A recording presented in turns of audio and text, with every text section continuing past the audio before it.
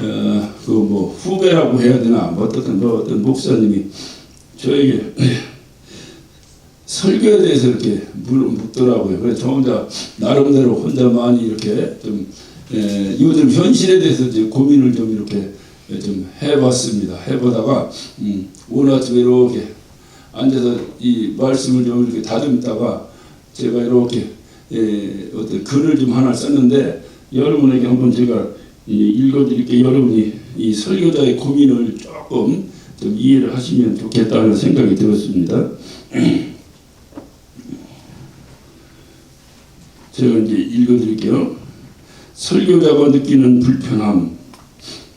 성경 해석에서 성경 외 인물들의 주장은 늘 고칠거리이다. 그러니까 성경에 나오는 그 인물 외에 무슨 신학자가 어떠니 뭐가 어떠니 하는 소리가 상당히 골칫거리다 그 말이죠. 초대교회 교부 알렉산드리아의 클레멘스는 이런 이야기를 했다. 삭개오가 훗날 마띠아로 개명했고 그가 가룟 유다를 대신하여 12사도가 되었고 가이사랴에 가서 주교가 되었다는 것이다. 클레멘스는 주후 150년에 출생한 이집트 신학자이다. 그가 비록 걸출한 기독교계의 신학자라 하더라도 그냥 교회사에 나오는 걸출한 기독교 인물일 뿐이지 사도적 권위를 가진 자도 아니고 그의 신학이 성경처럼 성령의 영감을 받은 것도 아니고 딱히 무슨 공인된 1차 자료를 제시한 것도 아니다. 그저 현대의 여느 신학자들과 다를 바 없는 사람일 뿐이다. 설교라는 것이 그렇다. 성경 본문에만 집중하면 지루하고 인문학에 타잡히면 우영하고 시사에 편성하면 이탈하고 예화에 기대하면 황당하고 간증을 사용하면 상처받고 문화를 이용하면 변질되고 신학에 의지하면 맹해지고 윤리에 몰두하면 위선자가 되고 가르치려 하면 싸움나는 것 정답도 왕도도 없는 그런 것이 설교인 듯하다. 그래도 나는 성경 본문에만 집중하여 지루한 설교를 하련다. 밖에 가을비가 내린다. 주여 이 가을비가 성령의 단비가 되게 하소서 하고 제가 그 묻는 그분에게 이렇게 답신을 해서 보냈어요. 그런데 뭔 얘기인지 좀 알아들으셔? 설교가 이게 참 이게 힘듭니다. 힘든데 본문만 가지고 어떤 분이 또 그래요. 요즘 왜 목사님들이 설교를 하는데 예수를 안 하느냐고 또 누가 그랬다고 그래요. 그 예수 안 하면 설교가 또 그렇지 또 해야지. 그렇다고 또 안 한다고 해서 또 그걸 가지고 또 그러니까 이게 참 굉장히 어려운 거예요. 어려운데 그러다 보니까 이렇게 어떤 요즘 이제 무슨 인문학이 어떠니 뭐가 어떠니 해서 이제 뭐 이런 어떤 여러 가지 이제 뭐 공부하고 배우고 뭐 책 읽기 하고 뭐 여러 가지 이런 것이 붐이 일어난 것 같아요. 일어난 것 같은데 어떻든 간에 설교자가 착각하지 말아야 될 것은 그런 것은 설교의 텍스트가 아닙니다. 본문의 텍스트가 아니에요. 설교의 텍스트는 다시 설교의 교과서는 성경이에요. 성경. 성경을 놓고 하나님이 이 성경을 하신 말씀을 왜 이렇게 말씀하셨는가를 하나님의 말씀의 의도를 깨달아야 돼요. 그걸 깨달아야 돼요. 그런데 그걸 깨달으니까 어떻게 되겠어요? 이게 내가 쓴 것도 아니고 그것도 뭐 우리가 비슷한 또래의 어떤 무슨 소설가가 썼다고 한 번 읽으면 이해할 수 있겠지만 뭐 하나님께서 성령에 감동돼서 이렇게 해서 기록됐다고 하는 이 말씀을 우리가 쉽게 그냥 이렇게 한번 읽어서 이해하려고 하면 굉장히 어려운 일입니다. 그래서 성경을 읽고 반복해서 막 씹고 뭐 선전하듯이 말이야 막 씹고 하듯이 막 계속 씹고 씹어서 그 안에서 주님께서 무슨 뜻으로 이 말씀을 하셨는가를 다 깨달아야 돼요.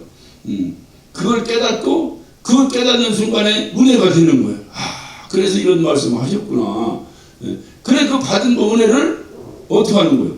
여러분과 함께 나누는 거예요. 나누는데 신기한 것은 여러분이 나도 그렇게 생각했는데 만약 그러면 그 순간엔 엄청난 폭발력이 터져나가는 거예요. 그러니까 제일 좋은 그러니까 가장 평범한 것은 뭐냐면 목사의 설교 듣고 아멘 이거 목사님 통해서 좋은 거 깨달았네. 아멘, 아멘. 이러면 그건 평범한 거고, 그건 평범한 거야, 평범한 거. 왜냐면 여러분은 할 일 다 하는데 나는 할 일이 없잖아. 학원 나가면서 이거 하고 하는 사람이니까 아무래도 내가 책임지고 해야겠지. 그러니까 여러분이 나한테 살해주는 거 아니에요. 그러니까 그렇게 하는 거예요. 하고 제가 한 것을 여러분이 동의를 해서 목사님 통해서 오늘 좋은 말씀인데 좋은 말씀 이렇게 동의를 하는 거예요. 이게 기본적인 설교예요. 근데 동의한다는 게 뭐예요? 아멘, 아멘 하는 거예요. 이게 동의하는 거예요. 근데 여러분이 볼 때에 저 목사님 설교를 참 잘하신다. 그러면 그 잘하신다는 기준이 뭐예요? 여러분이 입술에서 아멘, 아멘이 많이 나와야 잘한다고 하는 거예요. 왜냐면 여러분이 그 은혜 받는 그것이 전달될 때 여러분이 그거에 그렇습니다. 나도 동의합니다. 이렇게 아멘, 아멘 이렇게 하는 거예요. 그런데 설교는 절대적으로 여러분의 형편을 동의하는 게 아니에요. 하나님의 말씀이 증거될 때 하나님 말씀에 우리가 동의해야지 여러분의 형편에 설교가 동의되면 안 돼. 그런데 대개 이제 내가 너무 힘들고 어려운데 막 예를 들어서 내가 이쪽이 가려운데 설교를 이쪽으로 한다고 생각을 합시다. 그래도 아멘 돼야 안 돼? 안 되죠? 안 되면 아는 거예요. 그냥 아멘 안 하면. 그런데 그런 걸 시험 들 필요도 없는 거예요. 왜냐면 본인들을 위해서 동의를 본인들의 형편을 설교로 동의시키는 것이 아니기 때문에 그런데 내게 동의되면 아멘 하는 거고 이렇게 그렇지 않으면 그냥 넘어가는 거고. 그러면 성경이 설교가 하나님 말씀이냐 누가 이런 또 주책바가지 같은 사람들인데 그렇게 말하는 사람 치고 신앙생활 제대로 하는 사람이 없어요. 그렇다면 설교가 하나님 말씀이냐 틀리다 아니다 아니다도 맞고 맞다도 맞아. 왜 그러냐? 그만 봐서 설교를 뭐요? 하나님 말씀을 묵상하고 은혜 받은 엑기스를 가지고 서로 나누는 거라고 그랬잖아요. 나눈 말씀이 여러분에게 아멘하고 동의가 되면 그 순간에 그 말씀은 여러분에게 하나님 말씀이 되는 거예요. 묵상하는 말이 하나님 말이 아니라 여러분이 동의할 때 그렇다고 봐요. 동의 안 하면 그냥 가는 거예요. 그런데 맹종들은 어떻게 하냐면 무조건 하면 죽인다고 하면 쌀로 죽인다고 하면 무조건 이러면 안 되는 거예요. 이거는 동의가 될 때 아멘 하는 거예요. 근데 그 동의가 많아지면 어떻게 해? 그게 좋은 설교지. 객관성은 없지만 여러분에게 좋은 설교다 그 말이지. 다른 사람은 예를 들어 이쪽은 아멘을 말하는데 이쪽이 아멘을 동의가 주고 그러면 이쪽 사람은 오늘 목사님 설교가 좀 이상하다. 여러분은 오늘 목사님 설교가 좋다. 이렇게 하는 거예요. 무슨 얘기 아시겠죠? 그러니까 이게 이제 이렇게 되는. 그래서 이렇게 동의를 구하고 또 여러분이 거기에 화답하고 이렇게 하다 보면 우리가 보면 제가 뭐 때문에 많이 괴로워하고 있는데 제가 권사님을 만났어요. 권사님을 만났는데 권사님이 뭔 얘기 이렇게 당신 얘기를 하면서 내가 이렇게 힘들었는데 이렇게 뭐 말씀 보다 보니까 아니면 내가 뭘 하다 보니까 이 문제가 이렇게 잘 해결해서 너무 하나님께 기도하면서 감사했다고 이런 얘기를 제가 들은 거예요. 평범한 얘기 들은 거예요. 그 하나님 말씀이 아니요. 그냥 본인 얘기를 한 거예요. 그런데 그 말에 내가 힘을 확 얻어버린 거야. 그럼 나에게 뭐가 되는 거야? 그렇지 하나님 말씀이 되는 거지. 이해가 됐죠? 그러니까 우리가 그랬잖아. 나는 오늘 김남수 권사님을 만났는데 김남수 관중 듣고 나서 나 그 말씀이 나 하나님 말씀을 들었네? 그러잖아요. 그렇게 하는 거예요. 그렇게 하는 거예요. 그러니까 이 메커니즘을 잘 이해를 하셔야 되는데 이제 대개 사이비 같은 사람들은 뭐예요? 목자 하는 말씀을 하나님의 말씀을 거역해 무조건 아멘이야. 우리는 노배는 없어 무조건 아멘이야. 이러니까 무조건 손 들고 아멘하라 이게 아멘 손 들고 아멘 이러다 보니까 이 사람이 구독기로 끌고 가도 구독통이로도 가고 막 가버리는 거야. 그러니까 이제 제일 좋은 건 뭐냐면 여러분도 그렇게 성경도 깨달았는데 목사도 깨달고 똑같아. 이럴 때는 폭발력이 엄청난 폭발력이 나옵니다. 아멘하고. 그래서 목사가 원하는 바는 여러분도 성경 읽어라. 읽고 여러분도 깊이 목사님 그냥 별별별 이거 맨날 읽어봐야 못 알아듣는다는 무슨 뜻인지 모른다니까. 깊이 묵상하고 그냥 가서 그냥 묵상하서 은혜되면 그 다음 넘어가고 많이 읽는 게 중요한 게 아니에요. 그냥 계속 거기서 또 뭔 말씀이냐. 그것을 우리가 그 훈련하는 것을 우리가 이제 큐티라고 이렇게 하는데 여러 노트 하나 딱 놓고 요한복음 1장부터 10장까지 읽었다 그러면 계속 읽어봐. 읽다 보면 아예 제가 볼 때 10번만 거기 읽어봐. 읽어보면 뭔가 한마디라도 뭔가 팍 와닿는 게 있어. 그걸로 이렇게 기록해요. 근데 다음에 읽으면 또 다른 게 또 이렇게 와닿아. 그래서 하나님의 말씀은 살아서 운동력이 있다. 운동력이 있다. 그런 말씀이 나를 살려내는 거예요. 제가 오늘 뭐 이렇게 누가 그런 나한테 묻더라고요. 그래서 제가 생각나서 여러분께 한 말씀 드렸고요. 오늘 이 11장은 예수님의 가장 중요한 사역, 즉 예수님을 하나님께서 이 땅에 보내신 목적, 핵심 사역에 대한 기록입니다. 굉장히 중요하죠. 1절을 봅니다. 어떤 병자가 있으니 이는 마리아와 그 형제 마르다의 촌 베다니에서는 나사로스. 시작이 어떤 병든 자가 있으니라고 이렇게 시작을 합니다. 그런데 4절에 와서 뭐냐면 이 병은 무슨 병이야? 죽을 병이 아니다. 여기서 이제 그런데 이 나사로가 죽었어 안 죽었어? 죽었어. 여기서 의문이 나오잖아. 죽었는데 죽을 병이 아니라잖아. 그때 이상하다. 죽었는데 왜 죽을 병이 아니라는 거야 이게. 여기서부터 묵상이 시작되는 거예요. 예. 이렇게 무슨 얘기 아시겠죠? 그래서 성경은 항상 의문을 가지고 보는 거예요. 의심하고 의문은 다릅니다. 의심하고 보라는 얘기가 아니라 하나님이 천지를 창조하셨다. 왜 하나님이 천지를 창조했을까? 이렇게 의심이 아니라 의문을 가지고 들여다보면 거기서 하나님의 뜻을 어떻든 나름대로 은혜를 이렇게 캐낼 수가 있어요. 그러니까 오늘 말씀의 의문은 뭐요? 예?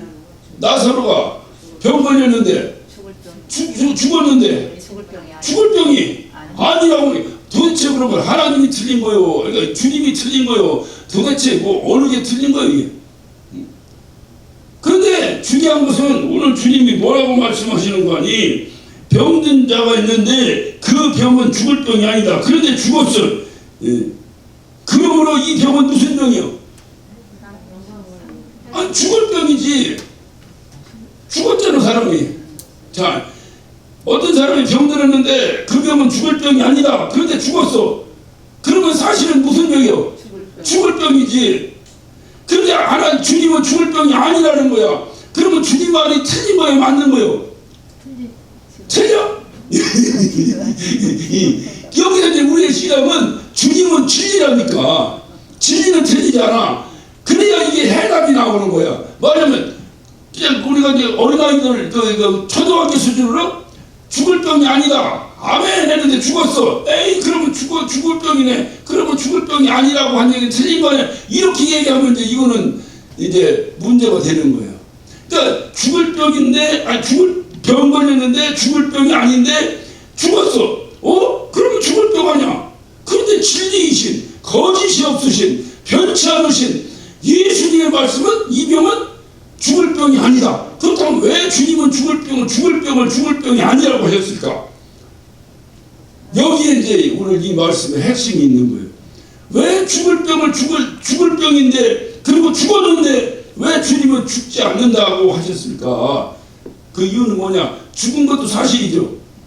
그런데 주님이 죽지 않는다는 거예요. 그건 뭔 얘기요? 그래서 다시 살려내면 되는 거지. 방법은 그거밖에 없는 거야. 오늘 이 말씀이 그걸 얘기하시는 거예요. 오늘 여기서 말씀은 그걸 얘기해요.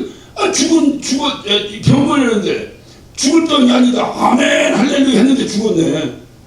그럼 뭐야 이거 주님 거짓말하고요 뭐야. 이렇게 하면 이거는 불신적인 거죠. 그게 아니라 그러면 이분이 진리이신 분이 왜 죽을 병이 아니라고 했을까?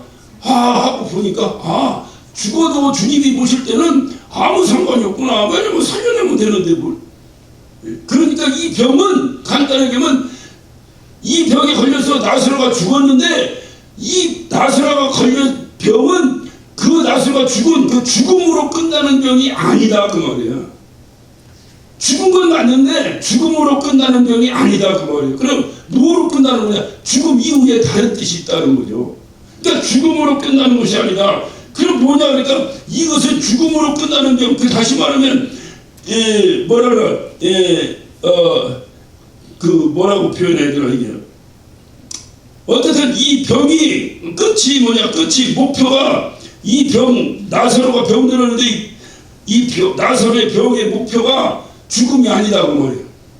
죽음이 아니다. 그러므로 이 죽을 병이 아니기 위해서는 어떻게 되냐 보니까 이 나사로가 죽게 됐지만은 그것으로 이것이 끝나는 것이 아니라 죽음에서 다시 살아났다. 그래서 주님께서 말씀하시는 거예요. 이 병은 죽을 병이 아니다. 그러니까 죽을 병이 아니라고 한 이유가 뭔가 보니까 4절을 보니까 하나님의 영광을 위함이다. 자, 죽을 병인데 죽을 병이 아니라면 뭐요? 다시 살아나야 된다는 건데 주님은 여기서 뭐라고 표현하는 거예요? 하나님께 영광 돌린다. 그러면 하나님께 영광 돌린다는 거 뭐예요? 죽어도 살아나야 되는 거야. 문제가 해결돼야지 영광인 거예요.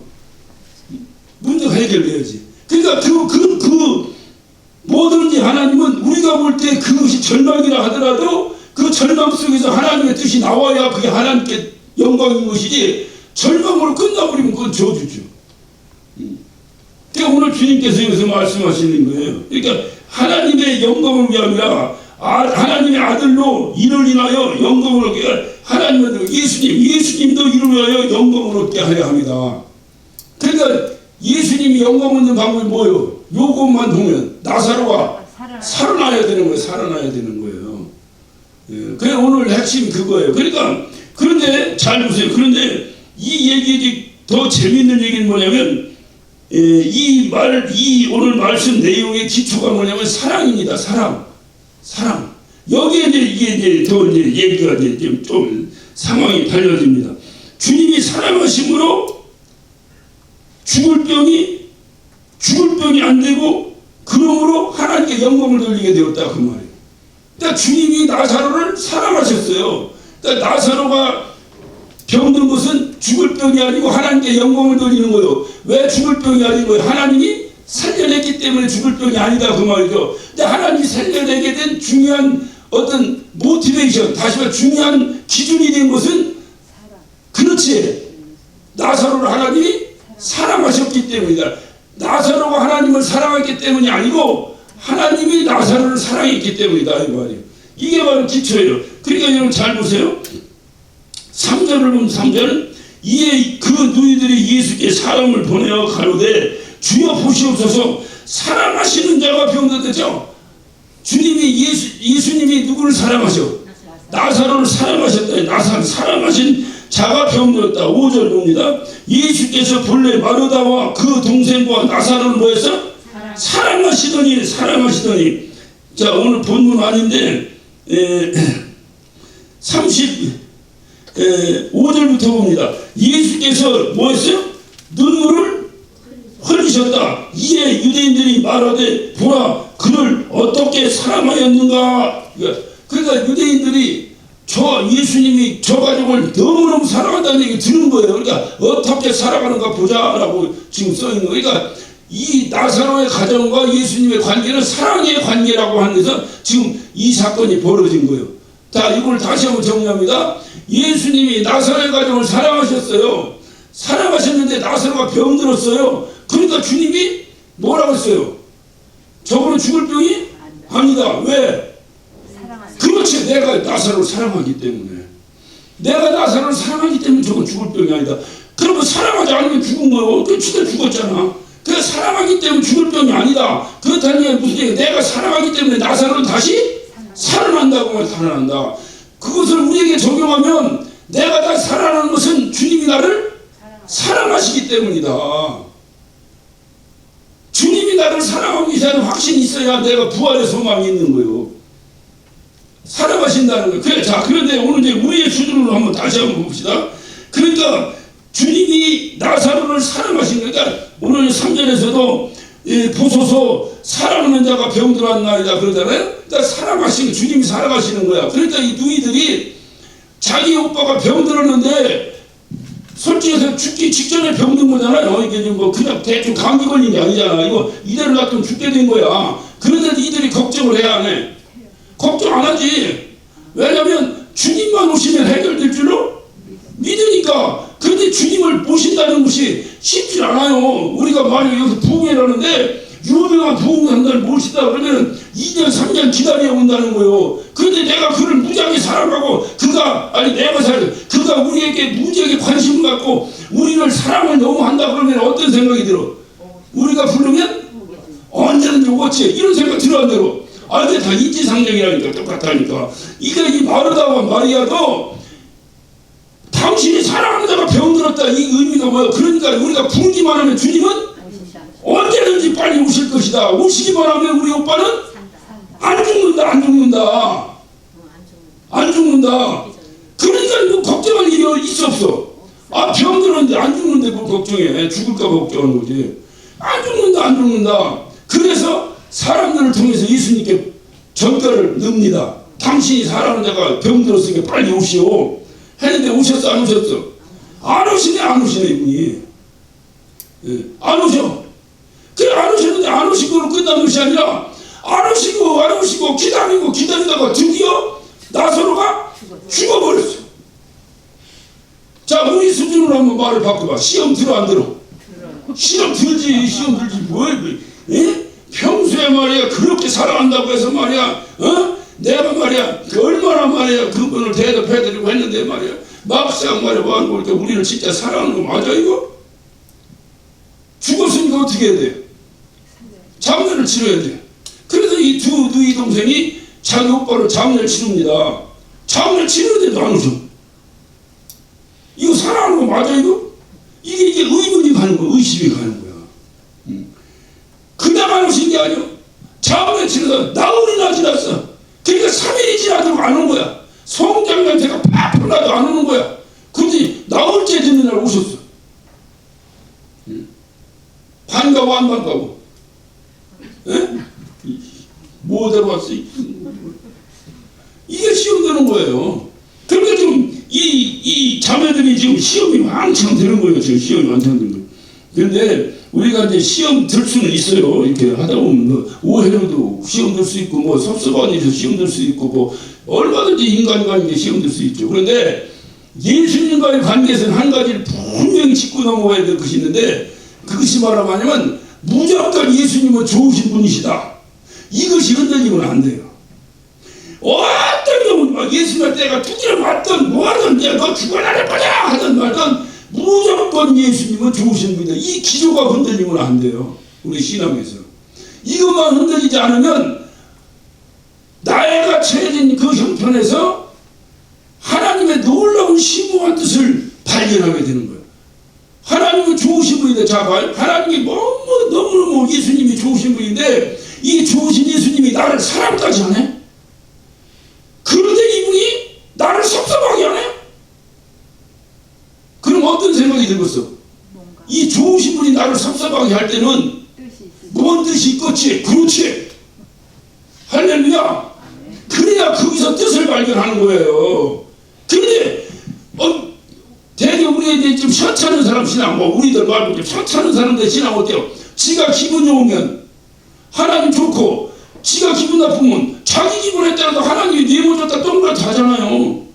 이런 사람들은 자기가 처한 형편을 통해서 절대로 하나님의 뜻을 발견할 수 없다니까요.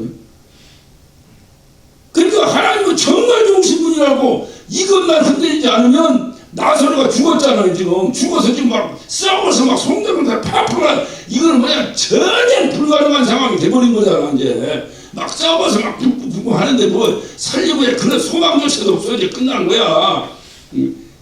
그럼에도 불구하고 그 나사로의 죽음에 심오한 하나님의 뜻이 있음을 발견하게 된다 그 말이에요. 하나님은 정말 좋으신 분이다라고 한다면 뭐를 요 사전을 보세요. 그 병은 죽을 병이 아니라 하나님의 영광입니다. 야, 나사로가 죽었는데 나사로가 죽은 것이 하나님께 영광되는 것이라는 것을 누가 알았겠어? 예수님이 뭐야 이거 뭐 나 사기쳤네 이거 뭐 나를 사랑한다는 사람도 아니네 뭐 이렇게 생각했더라면 자기 오빠 죽은 것을 놓고 예수님 원망이나 하지 거기서 하나님께 영광 돌리기 위해서 이랬다 이걸 발견할 수 있겠어 없겠어? 절대 발견 못하죠. 하나님은 다 우리 예수님은 어떻든 나를 너무너무 나를 괴롭히더라도 막 제가 막 극단적 표현한 거야 막 나를 막 죽음 직전까지 몰아넣더라도 그분은 좋으신 분이시다. 그분은 좋으신 분이다. 이럴 때 왜 하나님이 나를 이렇게 하는가? 와이비 왜 나한테만 이럽니까? 이것이 그 뜻을 발견하게 된다니까요. 그러니까 오늘 여판 여기서도 그 어떤 경우인지 하나님이 참 좋으신 분인 거를 그걸 붙잡으면 아 우리 오빠가 죽은 것은 하나님의 영광을 위함이구나. 자 자기 오빠가 죽은 것이 하나님의 영광을 위한 것이라면 기뻐 안 기뻐? 에? 기쁘지. 저 지가지고 것도 아닌데 뭘 어때요? 기쁘잖아. 이것이 하나님께 영광이라는데 우리 오빠 죽은 게. 그런데 하나님이 좋으신 분이라는 거, 예수님이 좋으신 분이라는 그 기조가 흔들려 버리면 영광? 여러분 생각해 그냥 수준을 좀 낮춰서 시험 들었어요. 다 시험 들었는데 주님이 딱 오셔서 하신 말씀에 야 걱정하지 마라. 네 오빠가 죽은 것은 네 오빠는 죽을 병이 아니라. 예? 그 얘기를 했을 때에 이 마르다와 마리아는 어떤 생각을 했겠어요? 쓸데없는 소리하고 있네. 망령도 년다. 죽은 거 몰라 지금? 썩어서 송동에 팍팍 만들고 죽지 않아? 뭐? 거기다 한숨을 더 떠서 뭐라고 하는 거죠? 하나님께 영광이다. 밥상 쳐놨다 밥상 뒤집어 보기. 우리 오빠 죽은 게 하나님께 영광이라니. 그런데 하나님 좋은 분이다. 장례가 났어. 장례가 나가지고 지금 막 왜 우리 집에서 왜 우리 집만 이렇게 젊은 남편을 데려가는 겁니까? 하고 막 이게 뭐야? 하나님 진짜 살아계신 거야? 아닌 거야? 막 이러고 있는데 거기 가서 하나님께 영광입니다 하면은 그 목사 거기서 맞아 죽어 살아나. 맞아 죽지. 그런데 그 분이 생각할 때, 그 부인이 생각할 때 하나님은 좋으신 분인데 왜 너에게 이런 시련을 주시는가? 이 기조가 흔들리지 않고 물론 이제 나한테 시련 주셨으니까 섭섭은 하지. 이제 하나님께 섭섭하지. 이거면 다른 사람은 하지 왜 다른 가지고 그러는 게 섭섭은 할 수 있겠지. 인간적인 관계로. 그럼에도 불구하고 하나님은 좋으신 분이라는 게 흔들리지 않은 상태에서 그런데 왜 하나님은 내가 하나님께 그래도 내가 최선을 다하고 살고 있는데 하나님이 나를 사랑하신다며 왜 이 좋으신 분이 사랑하신다고 말을 해놓고 왜 나한테 이런 어려움을 주시는가? 왜 내 남편을 데려가시는가? 이렇게 생각하고 있을 때 없어가서 걱정하지 마십시오 집사님. 이것은 하나님의 영광을 위한 것입니다 했을 때 얼마나 큰 위로가 되겠어. 그러면 그렇지.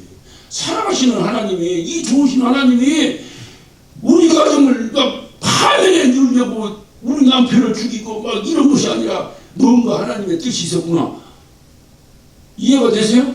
그래서 보니까 정말 그 일을 통해서 하나님이 하시고자 원하시는 일이 보이기 시작하는 거예요.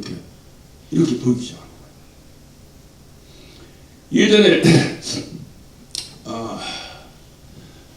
그 스리랑카에 그 미국에 있던 이제 그 가정인데 아주 그 가정이 이제 헌신된 우리 교회라 우리 권사님들 수준 정도 되는 아주 이렇게 헌신된 신앙인들이었어요. 근데 그 아들이 어떤 한국에도 그렇지만 미국도 미국은 사실은 좋은 대학 나쁜 대학이 없어요. 예? 우리나라는 뭐 약간 서울대학이면 다 좋잖아. 예? 근데 그렇잖아. 미국은 유명한 대학이 있어도 안 좋은 과도 많아. 근데 이름도 없는 대학인데 그 과 하나가 명문인들도 많아. 그러니까 어느 대학 다니냐는 별로 사실 중요하지 않은데 한국적 개념으로 보면 그래도 이름 난 하버드 가면 잘 가고 막 이렇게 생각하는 것 뿐이야. 그런데 잘못된 건 아니지만 뭐 어쨌든 그래요. 근데 그 집 아들도 여러분 혹시 아세요? 브라운 대학이라고 아주 유명한 동부의 그 아이비리그의 하나인 아주 유명한 대학이 있어요. 그 대학을 나온 친구인데 이 친구가 그냥 얼마나 예수님을 잘 믿고 뜨거운 거예요. 뜨거우니까 이 친구가 스리랑카에 선교를 나갔어요. 선교 나가는데 헤비타든가 내가 갑자기 왜 집 져주는 거죠? 집 져주는 거. 그 봉사를 해서 누구지? 그 지미 카터 대통령이 하는 그런 봉사단체에서 스리랑카에 이제 나갔는데 갔는데 이제 너무 은혜가 되고 그러니까 이 친구가 이거 뭐랄까 조금 이따 와야 되는데 단지 선교 기다리고 몇 달을 더 있었던 거 있으면서 이제 일을 계속 했어요. 했는데 이 친구가 지구에 떨어졌는데 다른 애들도 다 떨어졌는데 걔만 죽었어. 그 친구가 죽었다고. 그 엄마 마음이 어떻겠어? 네? 남편 죽은 것보다 수백 배 어렵잖아. 아들 죽었으니. 그러니까 아들이 죽은 거야. 뭐 이거 뭐 그냥 이거 끝나고 했지만 그 교회는 뭐 진짜 완전히 교회 문을 닫아야 되지. 예, 목사님이 말이야 선교과자 데려갔다 그렇게 해서 뭐 교회는 문 닫아야 될 지경이 돼버린 거예요. 그런데 이분들이 얼마나 믿음이 좋은지 이 선교 현장에는 피가 뿌려져야 된다는 거야. 목사가 그렇게 얘기한 게 아니라 그 죽은 엄마가 얘기했다니까. 죽은 아이 엄마가. 그래서 자기 아들의 피가 그 지역을 복음화시키기 위해는 주님의 피와 같다는 거예요. 그렇게 생각이 쉽습니까? 그래가지고 얼마나 뭐 이게 어디서 뭐 통곡을 맞고 뭐 가슴이 찢어질 맞고 아들이 죽었는데 그냥 그것도 명문대로 나온 아들이 죽었는데 어떻겠어. 그런데도 묵묵히 장례를 잘 치르고 그 아들을 위해서 이렇게 하려고 했던 뭐 하다못해 뭐 장가 드리려고 돈을 좀 준비했던 뭐 아들을 위해서 그렇게 뭐 이렇게 했던 것이 있었어요. 뭐 그렇게 이게 뭐랄까 그렇게 가난한 집은 아니에요. 그 집이 이민아도 좀 성공한 집인데. 스리랑카에다가 그 아들 이름으로 그 교회를 줬어요. 짓고 그 아들 이름으로 장학금도 주고 그 아들 이름 그래가지고 사역을 굉장히 잘합니다. 그 아버지 엄마가 아예 스리랑카 나갔다니까. 그러면 우리가 오늘 이 말씀으로 딱 이렇게 한번 돌려서 한번 맞춰보면 왜 나에게 우리 아들이 무슨 놀러 간 것도 아니고 우리 아들 하나님이라고 하는데 왜 죽이나? 하나님 원망하겠죠. 원망으로 끝나면 우리 아들의 죽음이 선교의 핏불입니다. 이렇게 하나님의 뜻이 발견되고서 안 되겠어? 안 되지. 좋으신 분이신데 왜 우리에게 이랬을까? 원통하고 가슴은 아프지만 좋으신 분인데 왜 우리한테 이랬을까? 이럴 때에 팍 하나님의 뜻을 알게 된 거야. 이게 죽지 않으면 살려낼 수가 없잖아. 성경에 죽어야 사는 거잖아. 우리 아들의 죽음으로 여기에 복음의 씨가 뿌려지는구나. 이렇게 깨달으니 얼마나 기뻐, 얼마나 기뻐. 우리 아들이 복음의 씨가 되었다니. 그러니까 그 슬픔을 멈추고 그 아들 이름으로 그 스리랑카에 그 큰 일을 하기 시작하더라. 그래서 내가 너무 그때도 생각했지만은 그러면 뭐 이건 뭐 설교를 가서 장례에 집전한다고 설교를 엄청 잘해봤자 여기서 그 권사님 벌써 믿음이 이미 끝났는데 뭘 차라리 그 양반이 간증이 훨씬 더 낫지. 그러니까 하나님은 어떤 경우든지 하나님은 좋으신 분이다. 이것이 흔들리면 안 돼요. 또 한 가지 뭐냐면 하나님의 말씀이라면 무조건 믿어야 된다는 거 이것도 흔들리면 안 돼요. 사람 말은 가려서 믿어야 돼요. 하나님 말씀은 무조건 믿어야 돼요. 하나님 말씀이 안 믿어지는 것은 하나님이 문제예요? 내가 문제예요? 내가 문제예요. 내가 문제로 안 믿어지는 거예요. 그러니까 나를 탓해야지 하나님을 탓하면 안 되는 거야. 이게 믿음의 기본이에요. 이게.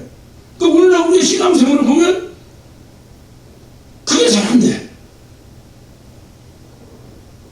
그래서 우리 신앙이 자꾸 이렇게 출렁출렁 어떠한 경우든지 네가 환난을 당하나 담대하라 그러면 무슨 소리 하는 거야. 지금 환난 당하다 굶어 죽게 생겼는데 뭐 담대요. 이래버리면 그 말씀은 나하고 아무 상관이 없어지는 거예요. 담대고 뭐 그건 모르겠지만 우리 주님이 담대하라니까 어떻게 해야 돼? 담대해야지. 그럴 때 승리가 있다니까. 그러니까 오늘 여기서 보면 주님이 네 오라비 병은 죽을 병이 아니다 라고 했으면 말이 되는 소리 안 되는 소리. 이게 안 되는 소리. 죽었는데 무슨 죽을 병이 아니라. 그런데도 이 사람들은 어떻게 해야 돼? 아멘 해야 된다는 거야. 예수님 말씀이. 그러면 뭐를 본다? 뒤에 한번 봅시다. 40절 봐. 예수께서 가라사대 내 말이 다 찾으셨죠? 네. 시작. 예수께서 가라사대 내 말이 네가 믿으면 하나님의 영광을 보리라. 무슨 얘기 알겠죠? 만약에 뭔 소리 하는 거야. 죽었는데 뭘 이 양반이 망령되냐 이래버리면 어떻게 못 본다는 거야. 못 본다는 거야. 얘기. 그래서 주님 말씀은 무조건 믿는 거야. 내가 판단이 안 되면 내가 부족하겠지. 아니 서로 판단이 되면 너무 감사하고, 내가 잘 안 믿어지면 그건 하나님의 문제가 아니라 내가 문제다 이렇게 생각하고 해야 된다 이 말. 그래서 나사로의 병은 그 나사로의 그 죽음 뒤에, 그 병들어 죽음 뒤에 하나님의 심오한 뜻이 있었다는 것. 아, 그게 뭐냐? 나사로가 죽는 것은 하나님의 영광이었구나 하는 것을 알게 된다는 거죠. 그런데 이미 오빠는 죽어버린 거요. 그래 이 소리가 그에게 들리겠어요? 그러니까 그가 20일 전에 뭐라고 말합니까? 마르다가 예수께 여짜오되 주께서 여기 계셨다면 내 오라비가 죽지 아니었겠나이다. 네 오라비는 죽지 않는다 하니까 뭐라고 하면 이미 죽었다고, 당신 없어서 우리 오빠가 죽었다라고 이렇게 이거 시험대로 사는 소리예요. 막 다 반발을 합니다. 그때 주님께서 강력하게 하신 말씀이 우리가 이제 오늘 이 11장에서 주님이 하시고자 원하신 핵심 말씀이에요. 그게 25절 26절 우리가 잘 아는 말씀이에요.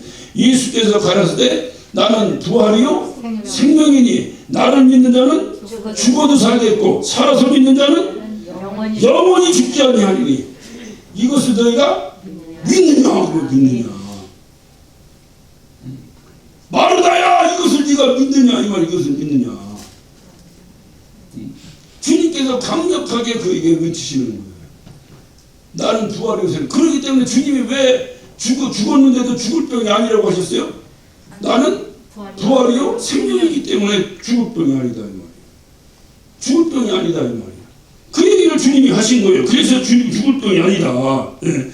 이미 현실은 죽었더라고 하더라도 죽은 것이 아니라고 주님이 말씀하시고 있어요. 그러면 아멘 해야 돼, 안 해야 돼? 아멘 해야 돼. 그러면 내가 죽지 않는 것을 볼 것이다 그 말이에요. 그러니까 주님께 영광, 오늘 이 말씀에서 주님께 영광 돌린다는 건 뭐냐? 죽을 병이 죽지 않는 병으로 바뀌는 것이 주님께 영광이에요. 죽은 자가 다시 살아나는 것이 주님께 영광이다 그 말이에요. 주님의 영광을 볼 것이다고 이들이 뭘 봤어요? 자기 오빠가 살아나는 걸 봤잖아요. 그러니까 그 자기 오빠 살아나는 것이 주님께 영광이다 그 말이에요. 이해가 되셨죠? 이것을 본다는 거예요. 뭐로 보냐? 믿음으로 본다는 거죠. 뭐냐? 이 병은 죽을 병이 아니다 그러면 아멘 하면 그걸 본다는 거예요. 그런데 죽었는데 뭐 어쩌고 하면 끝이다 이 말이에요. 그 얘기를 오늘 주님이 하시는 거예요. 그래서 믿으면 하나님의 영광을 볼 것이다. 그러니까 예수님은 나사로가 아프다는 이야기를 들었어요. 자, 하나님께 영광 돌리는 것, 나사로의 병은 하나님께 영광 돌리기 위함이다 라고 하는 걸 전제로 했을 때에 지금 나사로가 지금 병 걸렸어요. 그럼 주님이 계셨으면 나사로는 죽어 안 죽어? 안 죽어. 그런데 주님이 안 계셔서 죽은 거예요. 그러니까 나사로가 죽은 것은 주님이 안 계셔서 죽은 거야. 그런데 그러면 주님이 안 계셔서 죽었으면 주님의 마음에 인간용 생각하면 마르다와 마리아한테 미안해 안 미안해야? 미안하지. 아니야 내가 빨리 왔으면 살았을 때 늦게 와서 죽었구나. 그런데 주님은 그렇게 말씀하시지 않으시고 15절을 봅니다. 15절 14절부터 볼까요? 이에 예수께서 밝히 이르시되 나사로가 죽었다. 15절 내가 거기 있지 아니한 것은 너희로 하여 기뻐하는. 자 이게 뭔 얘기예요? 잘 이해를 해야 돼요. 지금 나사로가 죽었다. 왜 죽었어? 주님이 거기 안 계셔서 죽었다. 그런데 그러면 아이고 미안하다 이렇게 얘기해야 이게 문맥이 맞는데 주님은 뭐라고 말씀하죠? 내가 거기 없었던 것을 나는 기뻐한다는 거요. 이거 잘못 들으면 이거 보통 지금 누구 약을 남의 집에 가서 진짜 잘 죽었네 하고 춤추는 거랑 똑같은 거죠. 왜 주님은 나사로가 죽은 것을 기뻐하셨을까? 여러 말씀드렸잖아요. 왜 주님은 나사로가 죽은 것을 기뻐하셨을까? 하나님께 영광을 돌리는. 그렇지. 하나님께 영광 돌리는 일이기 때문에. 그러니까 하나님께 영광 돌리는 것이 뭐였어요? 죽은 자가 살아나는 것. 그러니까 하나님께 영광 돌리려면 전제돼야 될 조건이 나사로가 죽어야 돼요. 그러니까는 주님이 함께 계셨으면 안 죽었어. 그러니까 안 계시니까 죽었어. 그러니까는 나는 여기 없었던 것을 기뻐한다. 왜? 나사로가 죽었으니까. 이것도 이해가 되셨죠? 그 나사로가 죽었어. 그러니까 기뻐한다. 그런데 그런데 죽으니까 기쁘다 하면 이거 이상하잖아. 왜? 살려? 죽으니까 살려낼 수 있잖아. 그래서 기뻐한다 그 말이죠. 그래서 죽은 자를 살려낸 것이 하나님의 영광이니까 내가 여기 없으므로 하나님의 영광 돌릴 수 있는 기회를 얻었으니까 기뻐한다고. 그런데 이것은 지금 나사로를 놓고 얘기하는 것이지만 주님이 궁극적으로 왜 나사로 가정을 가지고 이렇게 했는가? 그것은 부활의 소망을 우리에게 주시기 위해서 나사로 가정을 모델 케이스로 사용하신 거예요. 그러니까 우리에게는 우리가 볼 때는 지금 나사로가 죽었기 때문에 부활이라는 것이 뭔가를 우리에게 설명할 수 있었잖아요. 그러니까 우리 입장에서는 이해가 쉽죠. 시없는 마르다와 마리아가 들을 때는 조금 이게 깨름직하고 이게 뭔 소리야 뭐 기쁘다 이게 뭐 이렇지만 우리 입장에서 보면 뭔가 이해가 되죠. 그래서 이게 주님께서 기뻐하시는 이유가 그거예요. 안 계시니까 죽었고 죽은 자를 살리는 것이 하나님께 영광이니까 주님은 여기 안 계신 걸 기쁘다. 그리고 이는 너희로 믿게 하려 합니다. 믿게. 뭐를 믿게 한다는 거예요? 죽은 자가 살아난다는 걸 믿게 하는 거예요. 이 말을 두 자로 줄이는 거예요. 부활이죠, 부활. 부활을 믿게 한다는 거예요, 믿게. 나사로가 죽음으로 부활이 뭔가를 너희에게 알려줄 수 있어도 나는 기쁘다. 그 말이에요, 나는 기쁘다. 그거를 믿게 해서 나는 기쁘다.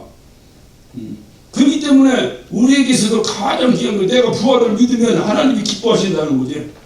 그러니까 부활이라는 것이 우리의 신앙은 부활이에요. 부활이 없으면 우리의 믿는 것도 헛것이다, 헛것이다. 그러니까 우리의 신앙생활 암만 잘한다고 해도 우리에게 부활의 약속이 없으면 그건 다 헛것이다 그 말이에요.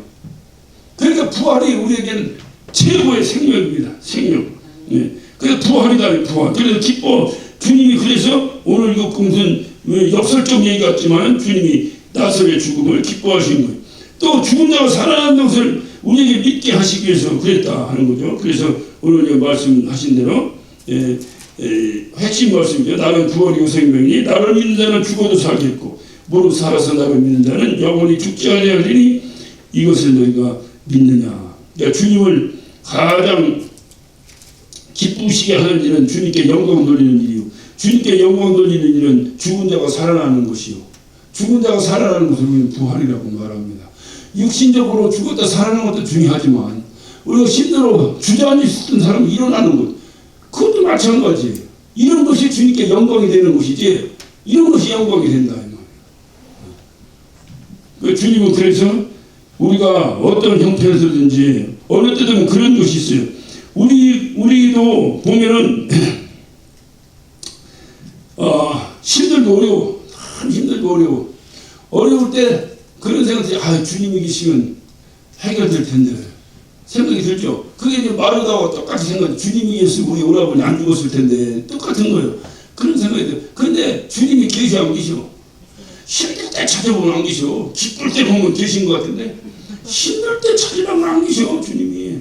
그래서 주님께 원망도 되기도 하고 이런데 그러나 오늘 이 말씀을 의지한다면 슬퍼하거나 원망할 필요가 없다. 왜냐하면 중요한 사실이 뭐냐면 우리가 주님의 사랑을 받고 있다면 지금 주님께서는 왜 이런 역사를 이루시느냐 여기에 대해 중요한 매개체가 뭐냐면 사랑이라는 것이거든요. 내가 나사로를 사랑한다 그 말이에요. 그렇기 때문에 그 다음에 일어난 일이거든요. 그러니까 주님이 나를 사랑하고 계시다면 내가 좀 힘들고 어려웠는데 코가 이만큼 빠졌는데 주님 오셔서 빨리빨리 해결해 주시면 좋겠는데 안 오신다 한들 원망할 이유는 없다. 왜? 어차피 어떤 고통도 우리가 당하는 고통은 결국 저주에 이르는 고통이 아니다.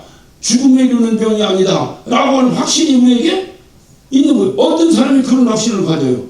주님이 나를 사랑하신다. 라고 하는 확신도 있으면 언제든지 어떤 경우든지 사랑하시는 자를 위해서 주님은 그렇게 안 하신다는 거죠. 우리가 저주밖에 그렇게 놔두지 않으신다는 거죠. 그래서 죽음에 이르는 병이 아니다. 이것을 주님은 뭐라고 말씀하세요? 이 사실을 네가 믿느냐? 여러분이 아멘이 되십니까? 아멘. 그게 신앙생활이에요. 그래서 이게 나가는 거예요. 그래서 또 한 걸음 한 걸음 또 이게 나가는 거예요. 여기서 중요한 것은 금방 말씀드린 대로 사랑하신 거, 사랑하신. 그런데 주님은 뭐라고 말씀하시냐면 11절에 이 말씀을 하신 후에 또 가라사대 우리 친구 나사로가 잠들었도다. 나사로를 친구라고 얘기해요. 친구. 사랑하시는 자인데 친구라는 거예요. 그러니까 주님은 사랑하시는 자를 뭐라고 얘기하는 거예요? 친구라고 얘기해요. 친구라고. 이 친구라고 하는 개념이 참 묘합니다.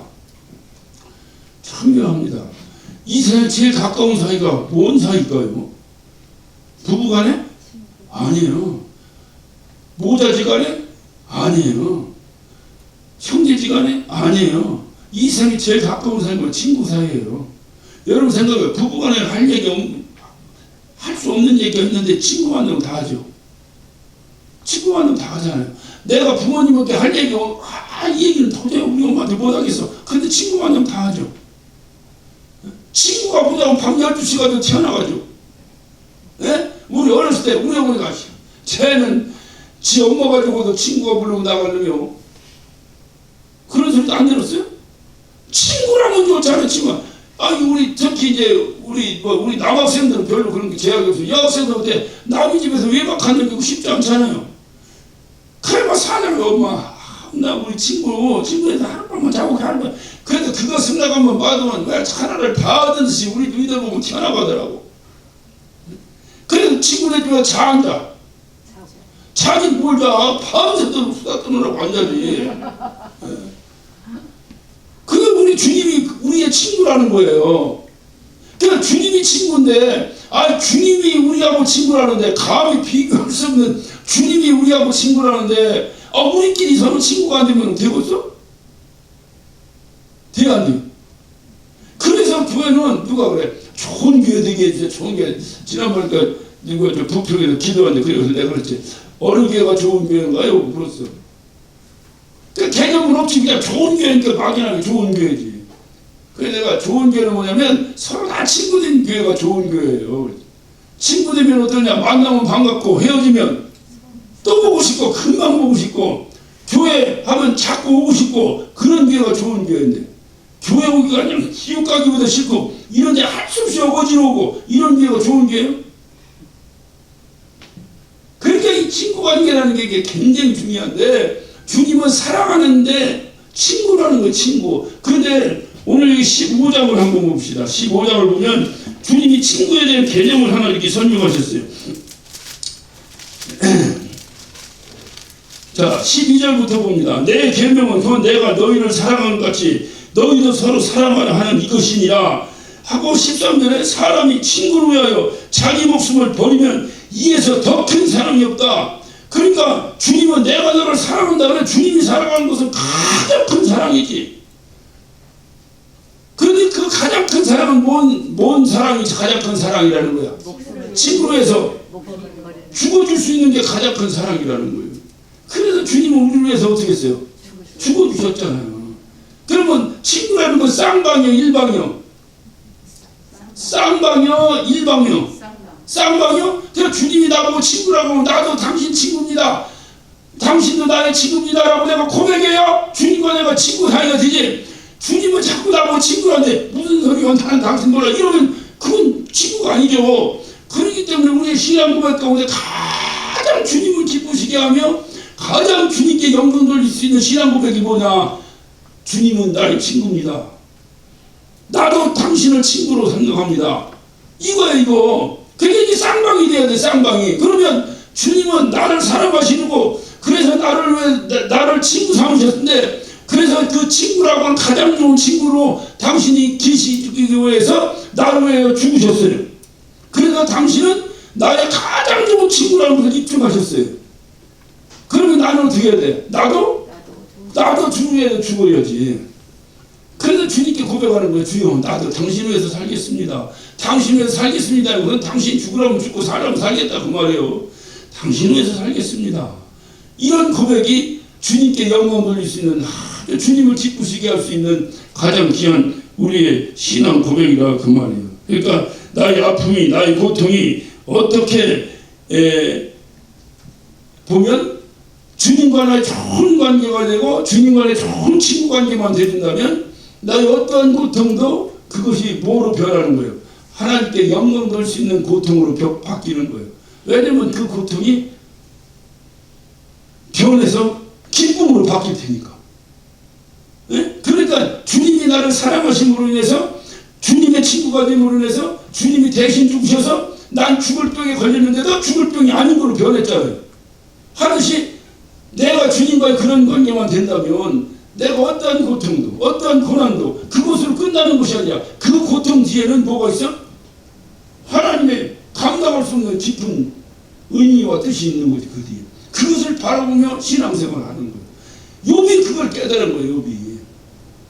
욥이 아니 도대체 욥은 뭐냐면 욥은 계속 하는 얘기가 그거예요. 아니 당대의 의인이라고 주님도 나를 인정하셨지 않습니까? 그리고 내가 당신한테 잘못한 게 뭐 있다고 우리 집안을 이렇게 쑥대밭을 만들어 놓으니까 욥이 계속 주님께 항의하잖아요. 그러니까 욥 친구들이 와서 뭐라고 말합니까? 야 쓸데없는 소리 하지 마라. 뭔가 잘못한 게 있으니까 하나님이 이러셨겠지. 그러니까 욥이 억울한 거예요. 도대체 내가 뭘 잘못했습니까? 내 아들이 생일 잔치를 하다가도 혹시라도 죄졌을까봐 속죄제를 바로 드리고 이렇게 살았는데 그러니까 자기 의가 강했던 거죠. 욥은. 그런데 이 욥이 하나님의 원망을 멈췄어요. 이 좋으신 하나님이 나한테 이렇게 하면 안 될 텐데 왜 이렇게 하셨을까라고 하는 것을 여기 왜 하나님이 유독 나한테 이러셨을까를 욥이 의문점을 갖는 순간에 해결했어요. 그래서 욥기 23장 10절에 보면 뭐라고 말합니까? 나의 달려갈 길은 그가 아시나니 나를 단련하신 후에 정금같이 나오리라. 원망하던 입에서 그것이 싹 없어지고 이렇게 바뀌어버린 거예요. 아 내가 이렇게 고난받는 거 주님은 아신다. 뭔가 뜻이 있으니까 그랬다 그 말이에요. 근데 그 뜻이 뭔가 아는 거야. 아 나를 더 정금으로 만드시려고 하셨구나. 그럼 감사해 안 감사해? 감사하죠. 감사하죠. 그럼 그 이후에 욥이 계속 주님께 그 어떤 은혜의 감사함으로 욥이 그 고통을 견디며 살아가는 거예요. 그랬더니 어떻게? 그 위에 갑절의 복을 더하시더라. 그게 욥기의 마지막이잖아요. 그러니까 이거를 우리가 잘 이해해요. 어떤 형편에서도 하나님은 나를 사랑하시고 그리고 좋으신 분이 하면 그 내가 당한 어떤 형편과 어떤 처지가 하나님께 영광이 될 수 있는 하나의 재료가 된다고 말이에요. 그게 재료가 돼요. 그리고 우리가 간증을 해도 저는 처음부터 우리 부잣집에 살았거든요. 그래가지고 나는 막 부자를 꽉 살았고요. 공부도 1등만 했거든요. 그래서 막 일류고등학교라고요. 일류대학을 나왔고요. 그래서 지금까지 제일 부자로 살거든요. 이거 간증이 아니요. 간증은 어떻게 돼? 이게 업앤다운이 있어야 되잖아. 예를 들어 처음에는 우리 집 굉장히 부자였는데 우리 아버지 사업하다가 부도가 나고 홀딱 망해가지고 갑자기 판자촌으로 끌려나갔습니다. 거기서 정말 죽음만 먹고 살았습니다. 죽지 못해 살았습니다. 그랬는데 종소리가 들렸습니다. 새벽 종소리가. 거기에도 붙잡아볼 것이라 달려가서 아이고 이거 하나님 살아계시면 우리는 어떡합니까 하는 순간에 하나님의 음성을 들었습니다. 그때부터 내가 주님을 의지하고 살았습니다. 그랬더니 하나님이 나의 길을 이렇게 변화시켜 주셨습니다. 그래 난 일생 주를 위해 살기를 원합니다. 이게 간증 아니요? 이게 간증 아니요? 처음부터 잘해갖고 끝까지 잘했으면 뭐 그게 뭔 간증이야. 지가 잘해서 잘한 거지 그냥. 그러니까 우리가 이걸 잘 기억하는데 이 친구라고 하는 단어, 주님께서 우리를 사랑하시되 어떤 식으로 사랑해요? 친구로 사랑하시되 친구로. 예수님이 사랑하시는 친구로 주고서 다시 살리시는 것, 우리를 다시 살리시는 것이 하나님께 영광이 되는 일이기에 주님은 나사로를 죽은 것을 하나님께 영광의 위함이라고 말씀하신 거예요. 그냥 하나님이 인간을 위해 죽으신 것이 아닙니다. 하나님은 당신이 사랑하는 자를 위해서 죽으신 것입니다. 그것을 여러분 믿으십니까? 예, 그것을 믿어야 돼요. 그것이 제일 중요합니다. 그러니까 하나님께서 영광 돌리는 가장 귀한 신앙 고백, 제가 말씀드렸죠. 예, 당신은 나의 가장 좋은 친구입니다. 그래서 나도 당신의 가장 친구가 되기로 했습니다. 그래서 나의 삶도 당신을 위해서 살겠습니다. 이 고백이 가장 귀한 하나님께 향한 고백이라니까요. 예, 말씀을 마치면서 여러분에게 한 말씀을 더 드립니다. 죽음의 반대가 뭐라고 생각하세요? 죽음의 반대가 뭐요? 사는 거요? 네? 죽음의 반대가 사는 거요? 죽음의 반대는 오늘 이 말씀을 의지하다 보면 죽음의 반대는 소망도 아니고 죽음의 반대는 그런 것이 아니에요. 죽음의 반대는 뭐냐? 믿음입니다. 믿으면 산다는 거예요. 내가 믿느냐? 하나님이 좋으신 분이라는 걸 내가 믿느냐? 하나님이 나를 사랑하신다는 걸 내가 믿느냐? 그러면 너는 부활의 축복이 있는 것이다. 그러니까 죽음의 반대는 뭐냐? 믿음이에요. 그래서 믿어야 산다는 거예요. 그 믿음은 생명이에요. 그 믿지 않는 자는 뭐냐? 믿지 않는 자는 지가 살았다거나 죽은 자예요. 그 믿는 자는 뭐냐? 죽었으나 산 자예요. 어느 것을 원하십니까? 오늘 주님께서 주님이 이 땅에 오신 것은 바로 우리에게 영원한 생명을 주시기 위해서 오신 거죠. 그것에 대한 것을 우리에게 말씀하시기 위해서 어느 과정이 희생된 거예요. 나사로 과정이 모델로 쓰임 받은 거예요. 모델로 쓰임. 그래서 나사로 과정을 통해서 주님은 우리에게 죽었다 살아난다는 것이 있다는 것을 우리에게 보여주시고, 그리고 이것을, 그러나 나사로 그렇게 하고 죽었어 안 죽었어? 죽었죠. 육체죠. 그러나 그것을 통해서 우리에게 네가 나를 믿으면 죽어도 살겠고 살아서 믿으면 영원히 죽지 아니하리라. 이것을 너희가 믿느냐? 나는 부활이요 생명이다. 이 말씀을 하시기 위해서 오늘 나사로의 가정을 통해서 이렇게 여러 가지 사건들이 벌어졌어요. 그러니까 결국 그 나사로의 가정에 생긴 모든 사건은 누구로 쓰임 받은 거예요? 하나님의 뜻을 전파하는 데 쓰임 받았잖아요. 그러니까 그 가정의 고통은 뭐예요? 그게 하나님께 영광을 돌리기 위한 일들이었다. 오늘 이 말씀을 여러분 잘 기억하시면서 우리 주변에도 보면은 이해할 수 없는 어려움들이 있죠. 나도 맨날 와인이 맨날 와인이 왜 나한테 이러십니까?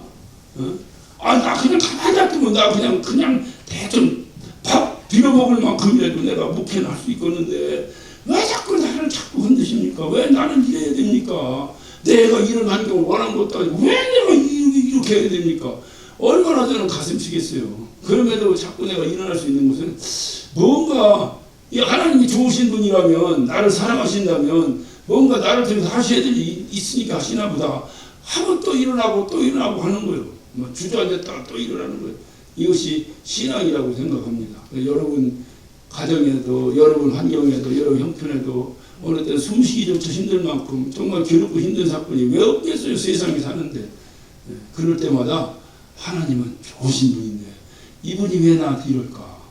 라고 하나님께 한번 물어보세요. 그럼 하나님께서 여러분의 고난 뒤에 펼쳐질 하나님의 심오한 뜻을 여러분에게 알려주실 것입니다. 꼭 그렇게 믿으시고 꼭 신앙생활 승리하시기를 예수 이름으로 축원합니다. 기도하십시다.